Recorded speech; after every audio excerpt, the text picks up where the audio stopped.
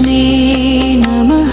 ॐ श्रीनारायणाय नमः। अखण्डं विष्णुकार्यं जगद्व्याप्तं चराचरं तत्पदं प्रकाशयन्ते तस्मै श्रीलक्ष्मी नमः। नारायण नारायण